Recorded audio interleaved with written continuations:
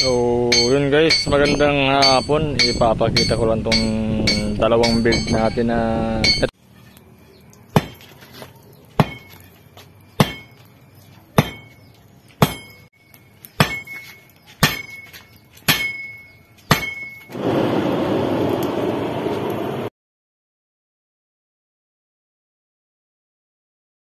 so guys, ano to restore. So ito yung itsura niya dati. And ito rin yung scabbard niya guys. Ito. Sobrang kapal.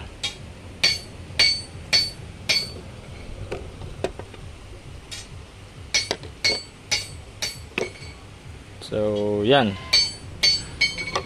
Restore lang to, and yung mga nakikita nyo guys na dot na yan, parang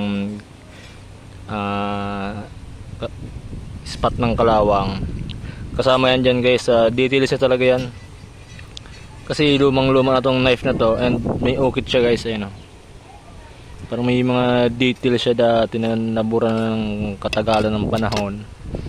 Yan yung mga details siyang hindi ko mawari kung anong so hindi ko rin alam kung saan to galing. Basta yung may-ari nito, taga Batangas, yun, sa kanya rin galing to, na binigay daw sa kanya, pinarestore sa amin.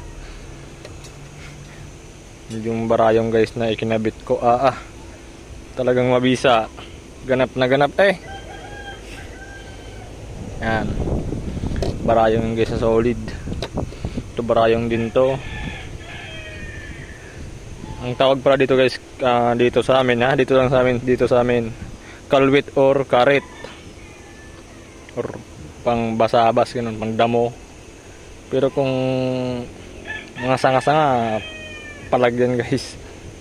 So yan, yung scabbard nya.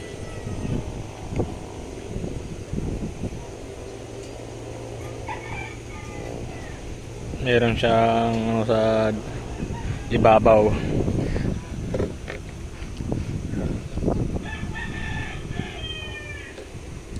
And yan, pabor to guys sa kanan. Ayun pabor to siya sa kanan.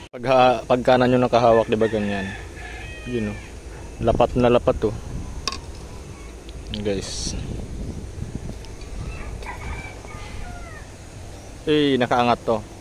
Nakaangat yung handle para hindi tatama sa bato or lupa yung kamay mo pag gagamitin na yung spine mo. Kaya kung mga sanga-sanga lang naman o yung mga malaking damo, talagang palag na palag to.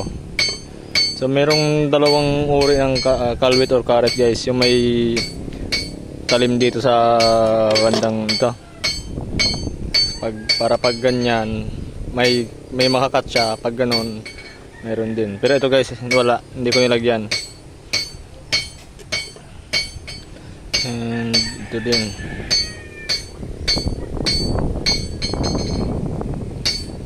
hindi na ako guys naglagay ng marking dito kasi hindi ko naman gawa yung blade.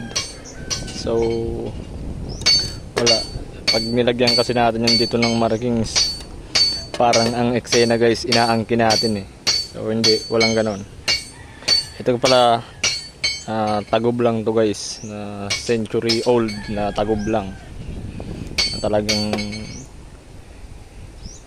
yung sa may puno nito nakuhaan nyo ng halilibir, tsaka mga sinaunang bote, mga sinaunang gamit ata ng mga mga hapon ganon. Talagang lumang antigo. So yan, tawagin natin yung kasama natin para isuksok guys. Hindi ko may suksok kasi nakabidyo yung sa kong kamay. So yan, nagtawag tayo ng kasama para ilagay sa scabbard yung karet. Okay, panat, ipakita mo.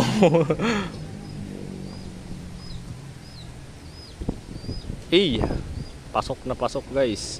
Otro, bunot. Hindi, manong ka rin. Yan. Yun! Okay. Yun guys. Suwi daw, suwin mo. Yun, may warik na. May warik na guys. And tulak ng kaunti. Pasok. Yun. So, yan. Isarungan mo na.